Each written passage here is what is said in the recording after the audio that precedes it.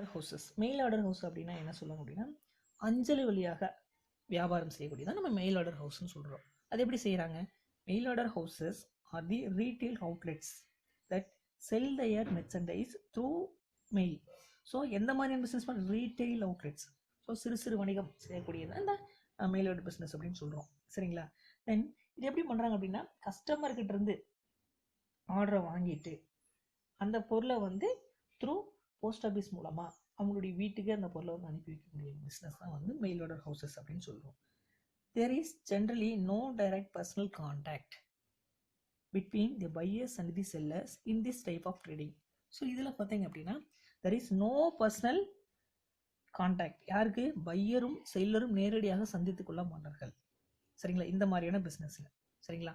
So orders வந்து buyers வந்து வாங்குவாங்க, செல்லர்ஸ் வந்து அவங்க ஆர்டரை வந்து through send their products through the mail order மூலமாக அனுப்பிடுவாங்க. சரிங்களா? ஸோ இதில் இருக்கக்கூடிய ப்ரொசீஜர்ஸ் என்னெல்லாம் அப்படின்னு சொல்லி பார்க்கலாம். Advertisements provide information about the products to consumers. So first என்ன பண்ணுவாங்க அப்படின்னா, செல்லர்ஸ் என்ன பண்ணுவாங்க அப்படின்னா, அந்த பொருளை பற்றி அட்வர்டைஸ்மெண்ட் வந்து கண்டிப்பாக கொடுக்கணும். கொடுத்தா தான் தெரியும் இல்லைங்களா? ஸோ அந்த அட்வர்டைஸ்மெண்ட் எப்படியெல்லாம் பண்ணலாம் அப்படின்னா, த்ரூ நியூஸ் பேப்பர் மூலமாக பண்ணலாம், டிவி மூலமாக பண்ணலாம், தென் ரேடியோ மூலமாக பண்ணலாம். அது மட்டும் இல்லாமல் ஃபோன் பண்ணியும் கூட அவங்களோட ப்ராடக்ட் பற்றி அட்வர்டைஸ்மெண்ட் வந்து கொடுக்கலாம் கன்சியூமருக்கு. சரிங்களா? ஸோ இந்த மாதிரி எல்லாம் கொடுக்கலாம். இது ஃபஸ்ட்டு. ரெண்டாவது ப்ரொசீஜர் பார்த்தீங்கன்னா ஆர்டர் ரிசீவிங் அண்ட் ப்ராசஸிங்.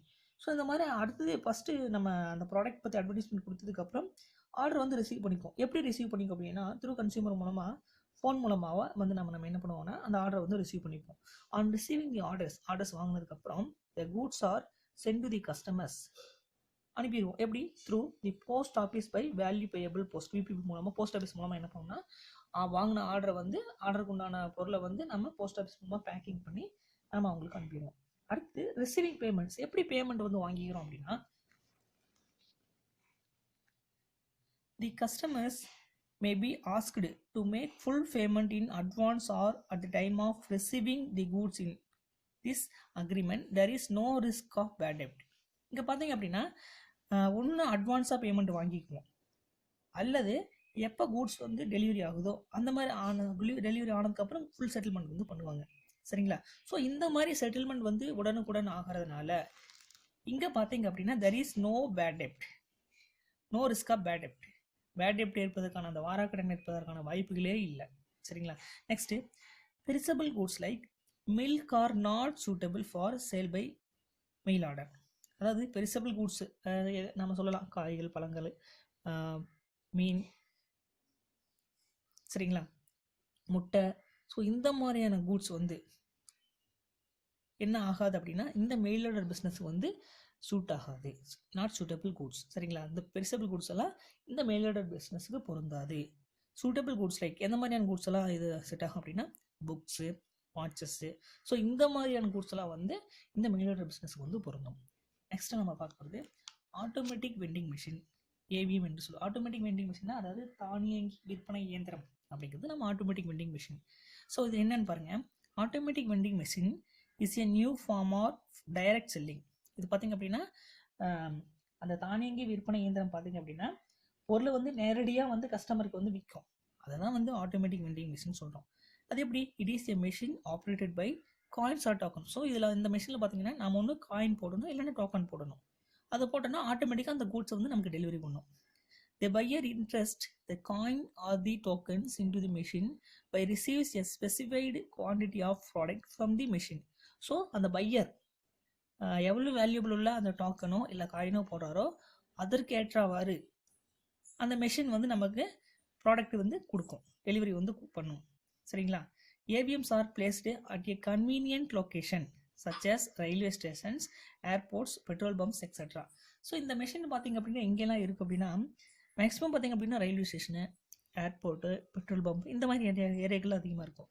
அது மட்டும் இல்லாமல் நம்ம ஈஸியாக தெரிஞ்சுக்க மாதிரி பார்த்திங்க அப்படின்னா இப்போலாம் பார்த்திங்க அப்படின்னா பெரிய ஒரு சில இடங்கள்லாம் இருக்குது. அதாவது காலேஜஸில், பஸ் ஸ்டாண்ட்லாம் கூட இப்போ இந்த மெஷின்ஸ் வந்து வச்சுருக்காங்க. அதாவது அந்த மெஷினில் பார்த்திங்க அப்படின்னா ஃபார் எக்ஸாம்பிள் சொல்ல போனோம் அப்படின்னா கூல்ட்ரிங்க்ஸ் பார்த்திங்க அப்படின்னா நம்ம கடையில் ஒரு பாட்டிலில் வாங்கினோம் அப்படின்னா 20 ரூபா போடணும், 15 ரூபா போடணும். ஸோ ஆனால் இதில் பார்த்தீங்க அப்படின்னா காலேஜ் நிகரில் இந்த மாதிரியான வெண்டிங் மிஷின் ஆட்டோமேட்டிக் வெண்டிங் மிஷின்லாம் வச்சுருக்காங்க. அதாவது ஜஸ்ட் 5 ரூபாய்க்கு நம்ம காயினை வாங்கி காயினை அதுக்குள்ளார போட்டோம்னா போதும். அந்த 5 ரூபாய்க்கு மதிப்புள்ளான அந்த கூல் ட்ரிங்க்ஸ் வந்து நம்ம அந்த கப்பு வச்சோம்னா போதும், ஆட்டோமேட்டிக்காக அது ஃபில் பண்ணி நமக்கு கொடுத்துரும். அதே மாதிரி காஃபி கூட இருக்குது.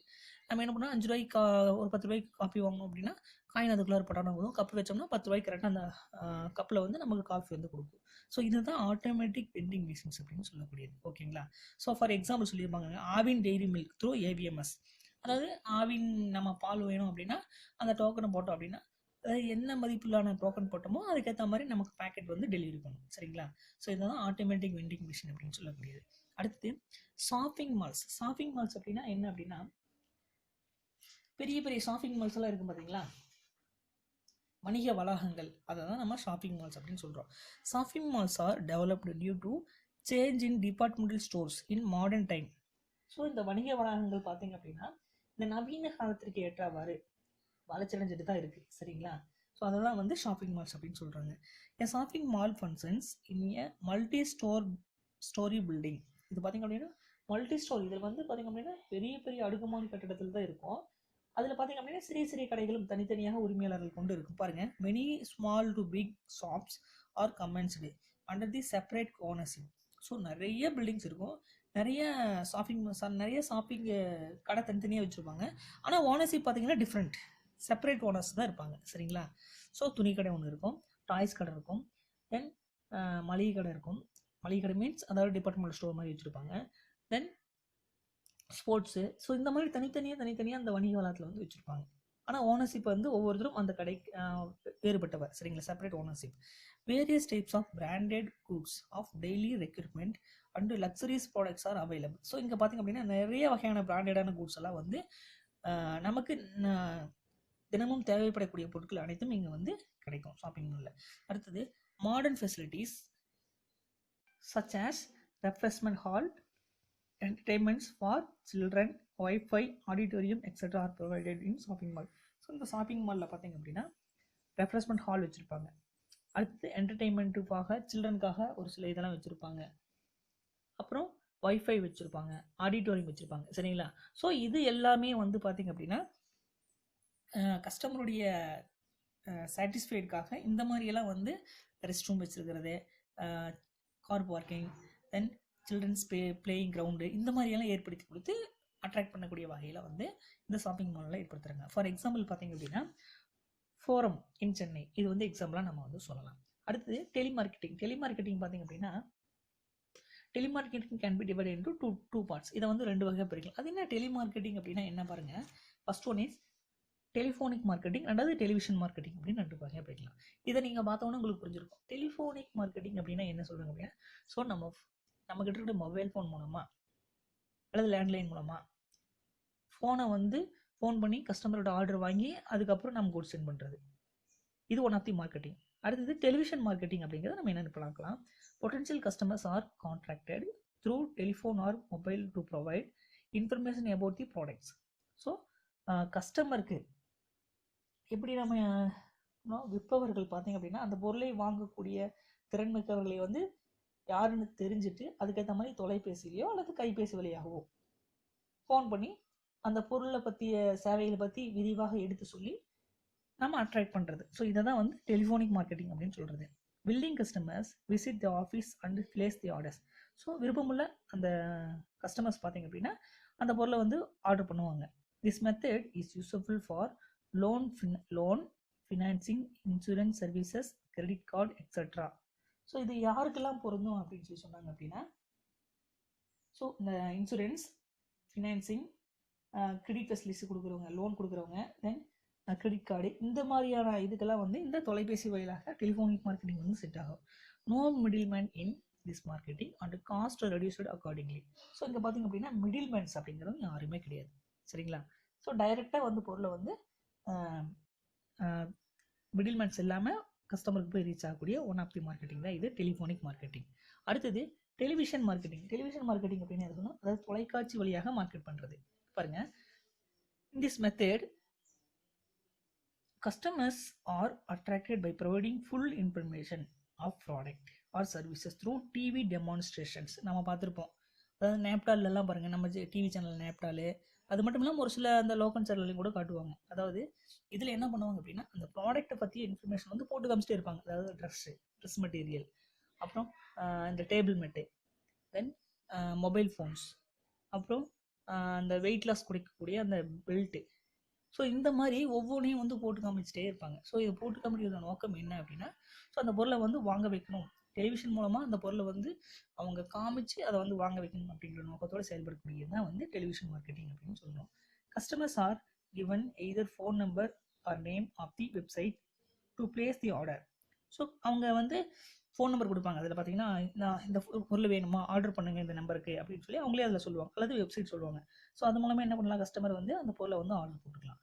Payments for these products R mat through 2 methods. So இதில் வந்து பேமெண்ட் பண்ணணும் அப்படின்னா 2 வகையான மெத்தட்ஸ் கொடுக்குறாங்க. என்ன அப்படின்னு பாருங்கள், advanced payment by debit or credit card. அட்வான்ஸாக நம்ம டெபிட் கார்டு மூலமாகவோ கிரெடிட் கார்டு மூலமாகவோ அமௌண்ட் வந்து பேமெண்ட் பண்ணலாம். ரெண்டாவது, payments in cash at the time of delivery. பொருள் வந்து வீட்டுக்கு வந்த உடனே நம்ம டெலிவரி ஆனதுக்கப்புறம் பணத்தை கொடுக்கலாம். ஸோ இந்த மாதிரி 2 மெத்தட்ஸ் வந்து பேமெண்ட் இருக்குது. எக்ஸாம்பிள் பார்த்திங்க அப்படின்னா table mat, other home appliances வந்து சொல்லலாம். சரிங்களா. அடுத்தது, online shopping or internet marketing. Online shopping or internet marketing அப்படின்னா இணையதளம் மூலமாக மார்க்கெட் பண்ணுறது. எப்படி பண்ணுறாங்க பாருங்கள்.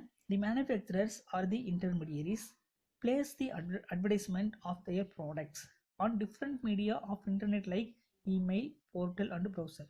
நம்ம ப்ரௌசிங் பண்ணிட்டு இருக்கும்போது, நம்ம மெயில் பார்த்துட்டு இருக்கும்போது பார்த்திங்க அப்படின்னா சைடில் பார்த்திங்க அப்படின்னா அட்வர்டைஸ்மெண்ட் வரும்.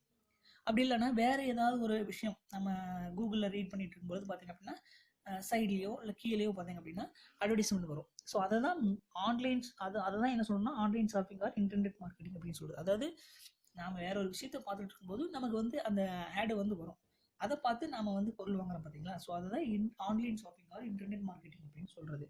பாருங்கள், sometimes they have their own website like Flipkart, Amazon, Snapdeal etcetera.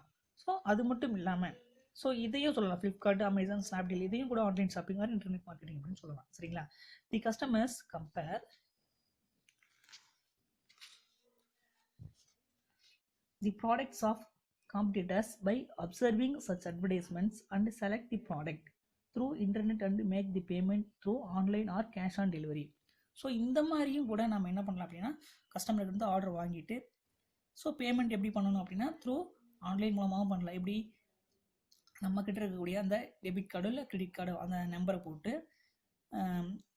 Payment பண்ணலாம், அல்லது கேஷ் ஆன் டெலிவரி, எப்போ வந்து பொருள் வந்து நம்ம கையில் ரீச் ஆகும் அதுக்கப்புறம் கேஷை கொடுத்து நம்ம டெலிவரி பண்ணிக்கலாம். ஸோ இந்த மாதிரியான மெத்தட்ஸ் எல்லாம் வந்து இந்த ஆன்லைன் ஷாப்பிங்லேயும் இன்டர்நெட் மார்க்கெட்டிங்லையும் இருக்குது.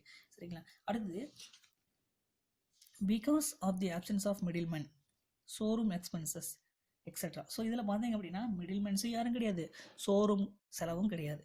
Products are available at cheaper price. இதுதான் மிக முக்கியமானது. அதாவது இந்த மாதிரி மிடில்மேன்ஸ் இல்லாமல், ஷோரூமும் இல்லாமல் பொருள் வந்து டெலிவரி பண்ணுறதுனால சீப் ரேட்டில் நமக்கு கிடைக்குது. Cheaper price in comparison to local market. ஓகேங்களா. Customers also get after sales and service.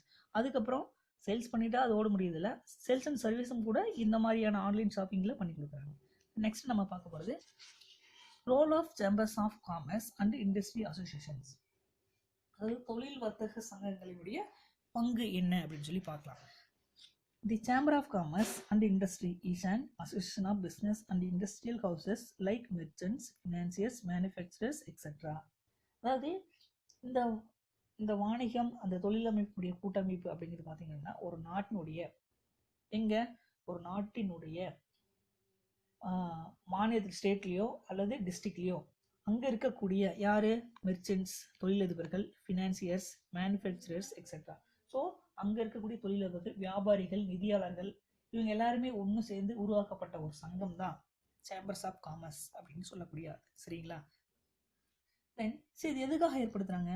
The main objective of this association is to promote and protect the interest and goals of Indian commerce and industry. So இதனுடைய நோக்கம் பாருங்க, அனைத்து தொழிலமைப்புகளும் இதில் இருக்கக்கூடிய அந்த சங்க உறுப்பினர்களாக செயல்பட்டு என்ன பண்ணுறாங்கன்னா, மத்திய, மாநில மற்றும் உள்ளாட்சி அமைப்புகளுடன் ஒரு நல்லுறவை ஏற்படுத்தி கொண்டு, அதாவது பிரச்சனையை தீர்த்து வளர்ச்சி பெறுவதுதான் இதனுடைய மிக முக்கியமான நோக்கம். ஓகேங்களா.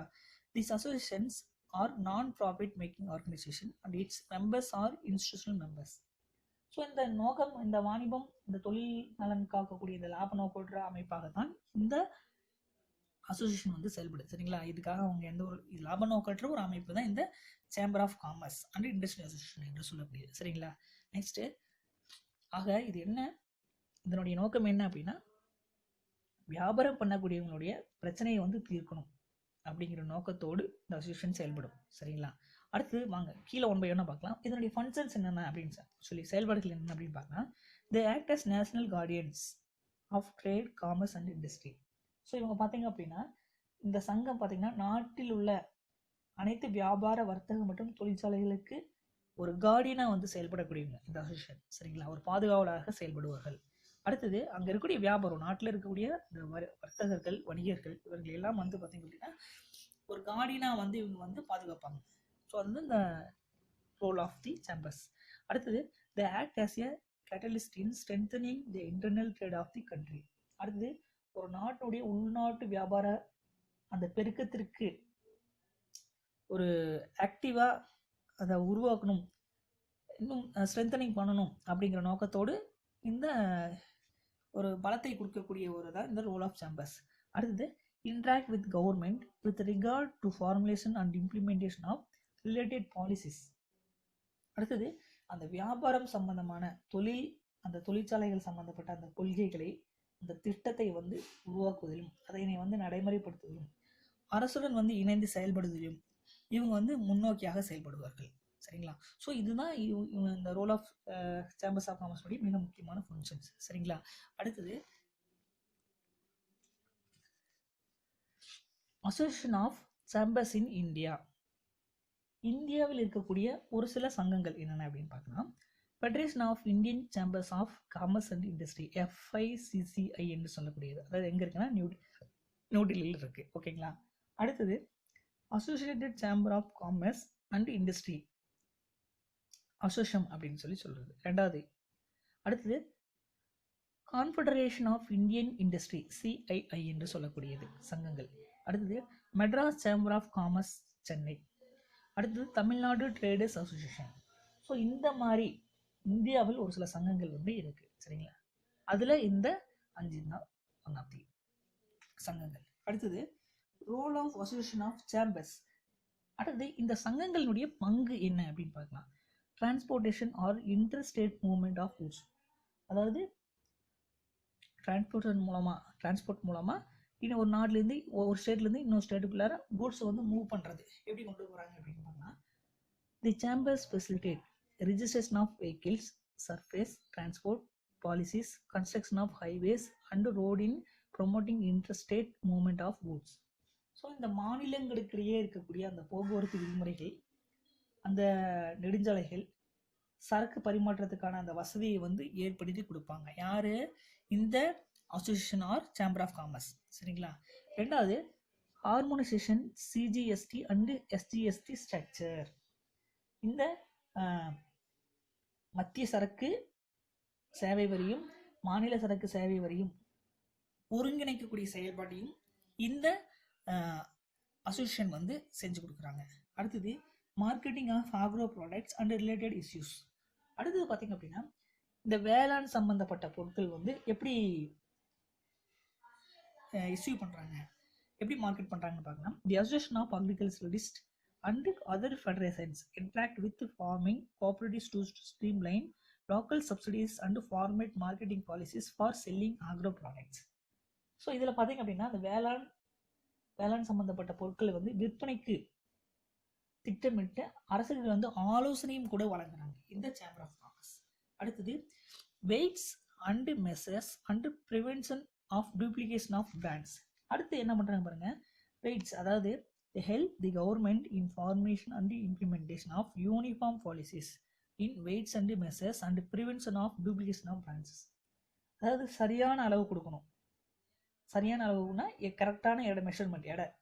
அடுத்தது, இந்த அடல்ட்ரேஷன், கலப்படம் இல்லாம, இந்த மாதிரி எந்த ஒரு பிரச்சனையுமே இல்லாம யூனிஃபார்மா பாலிசிஸ் வந்து ஃப்ரேம் பண்ணக்கூடிய செயல்பாட்டை வந்து இந்த ரோல் ஆஃப் அசோசியேஷன் சேம்பர்ஸும் வந்து பண்றாங்க. அடுத்தது, ப்ரொமோட்டிங் சவுண்ட் இன்ஃப்ராஸ்ட்ரக்சர். அது என்ன சவுண்ட் இன்ஃப்ராஸ்ட்ரக்சர் அப்படின்னா என்ன சொல்றாங்க அப்படின்னா பாருங்க, They interact with government to construct roads, ports, electricity, railways, etc. அடுத்தது, அதாவது அரசுடன் பேசி என்ன பண்றாங்க, ஒரு சில அந்த மின்சார வசதி, சாலை வசதி, தொடர்வண்டி வசதி, தென் துறைமுகங்கள், இந்த மாதிரி வந்து விரிவாக்கம் செய்வதில் அரசுக்கு வந்து ஆலோசனை வழங்கி செயல்படுத்த ஏதுவாக துணை நிற்பவர்கள் தான் இந்த அசோசியேஷன். அடுத்தது லேபர் லெஜிஸ்லேஷன். ஸோ கூலி தொழிலாளிக்கு என்று அந்த லேபர் லெஜிஸ்லேஷன் வேணும் இல்லைங்களா? ஸோ அது இருந்தால் தான் நம்ம ப்ரொடக்ஷன் வந்து கண்டினியூஸாக பண்ணணும். அவங்களுக்குன்னு ஒரு சில சட்ட விதிமுறைகள் வந்து நம்ம விதிக்கணும். அதாவது இவ்வளோலாம் லேபர் கொடுக்கணும் அப்படின்னு சொல்லி ஒரு சில சட்டங்களை விதித்தால் மட்டுமே அவங்களும் கரெக்டாக ஒர்க்குக்கு வருவாங்க, ப்ரொடக்ஷனும் இம்ப்ரூவ்மெண்ட் ஆகிறதுக்கான ஒரு வாய்ப்பை வந்து ஏற்படுத்தி கொடுக்கும். பாருங்கள், they interact with the government on regular basis and the issues related to labor laws, retrenchments, compensation, etc. Then, so that the industry can run efficiently, generate employment and achieve maximum productivity. அதாவது அங்கே இருக்கக்கூடிய தொழிலாளர்கள், அந்த சட்டங்கள், அந்த வேலை வாய்ப்பு, so இந்த மாதிரியான விஷயங்கள் வந்து interact with the government on regular basis and the issues related to labor laws. So labour லாஸை வந்து அமெண்ட்மெண்ட் படுத்துகிறாங்க, ரெட்டச்மெண்ட்ஸ் பண்ணுறாங்க, காம்பன்சேஷன். ஸோ இந்த மாதிரி அந்த லேபருக்கு உண்டான அந்த எல்லா வகையான சட்டங்களை வந்து நிர்ணயித்து, so that the industry can run efficiently, generate employment and achieve maximum productive. So இந்த மாதிரி ஃபிக்ஸேஷன் பண்ணணும் அப்படின்னா எஃபெக்டிவாக வந்து ப்ரொடக்ஷனை வந்து மேக்ஸிமைசேஷன் பண்ணுறதுக்கான ஒரு வாய்ப்பை வந்து ஏற்படுத்தி கொடுக்குறாங்க. இந்த role of associations or chambers வந்து ஏற்படுத்தி கொடுக்குறாங்க.